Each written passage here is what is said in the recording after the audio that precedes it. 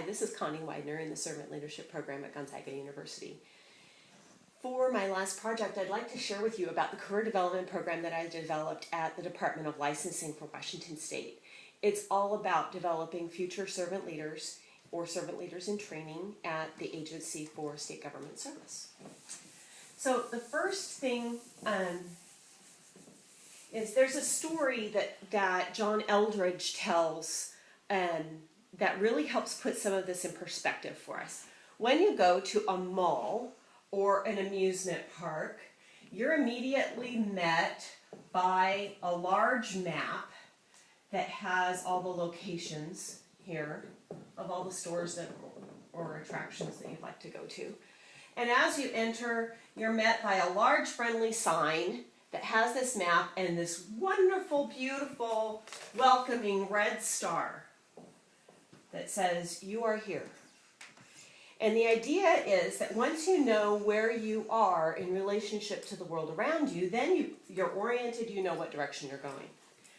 What I find in work is that we very rarely take the time to develop a map like this. So our employees don't know where they are in relation to the world around them. So the goal of the Career Development Program at DOL is to help them discover just that, as well as how they can develop their skills as a leader in the agency. So the first thing to talk about is what is a servant leader and why would we want to get them to do this?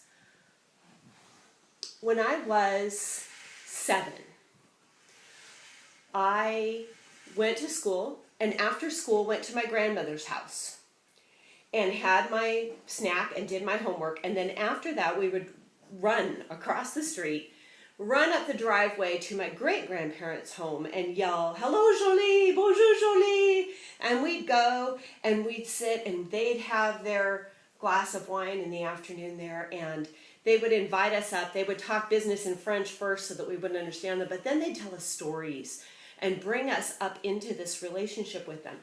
And that's what this is all about. Every person that we work with is not working in isolation. They are in community with all of the other people around us, our co-workers,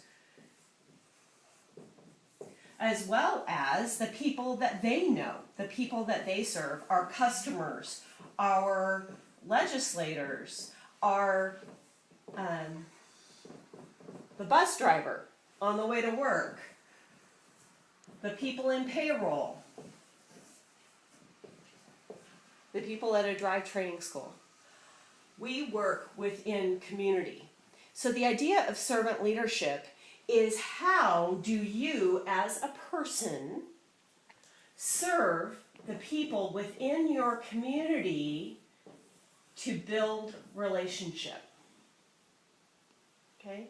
So that's what my job is at the Department of Licensing, is to help people understand where they are within community and how, as serving in that community, they can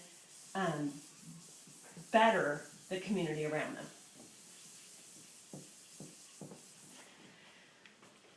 So, how do we do that? The first thing we do is they have to initiate this process with me. I don't start this with anyone, they start it with me. What I have found is that until they are ready to begin this journey, it doesn't do any good to begin the journey with them. They have to be taking the first step. So once they're ready to step out on this journey of development, then I meet with them and their supervisor and me, and we form a small group or community with the purpose of developing this person's ability to influence the community around them. We begin by identifying their strengths and their stretches.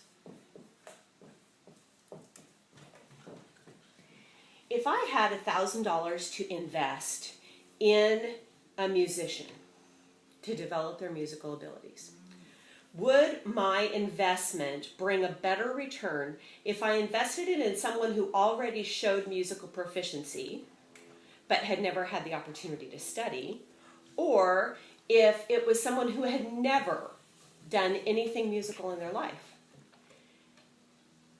Generally, I would get the better return out of someone who already shows the inclination toward musical ability, right? Same thing. What we do is we identify what their natural strengths and tendencies are, the things that set them apart as a leader. And we begin with their strength. Then we identify stretches and look at how we can develop learning opportunities for them to be able to take the stretch and make it a strength. So now that we've identified their strengths and stretches, that's a great start, but it doesn't do us any good if we don't know what direction we're going. So the next thing we do with each person is do some goal setting. And the purpose of goal setting is so that we can funnel their opportunities into a direction. So we started with their strengths and their stretches. Then we look to what their goals are. What's their purpose? What are they naturally drawn to in promoting community? What are their values? So this is like their mission and their values. And then we help them develop goals. That gives them the direction that they need. And then my job as a mentor and their supervisor's job as a mentor is to help this person develop through this process toward their goal, and their goal is always in relation with the community. A servant, Robert Greenleaf talks about a servant leader being someone who's inclined to serve first and lead second. By taking their strengths, stretches, purposes, values, goals, we're able to help them go to a direction where they are able to serve in their community and bring this back into the next level of development. So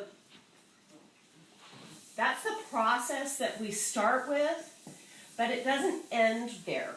I meet with them every month, once a month with each person, and what we're doing is we're taking this assessment. Where are you today? We create an action plan. We talk about what classes should they be going to, what kind of projects can they be working on at work in order to develop the skills to take their stretches and make them strengths. Then it's up to them to execute the plan. We help them develop what they're going to do. Their supervisor gives them the opportunity and the time to do that. It's up to them to do it. Then, the next time we meet, we evaluate. And personally, I think this is the level that is skipped most often in work environments. We're so focused on the execution that we don't take the time to evaluate. So by getting together once a month and evaluating how the plan worked, what their execution was, what the strengths and stretches were of that execution, we can evaluate that to reassess where they are and create a plan for the next level of development. All of this is designed within community. I can't say that enough. It has to be designed within community so that that service, that bringing something for the betterment of those around you becomes the main focus of the program. And as they continue doing this, what we have found is that those within their community desire this also. And they become the mentor. And the supervisor begins mentoring someone else. Each person becomes more equipped to develop the generation after them. So that's how we do the career development program of the Department of Licensing.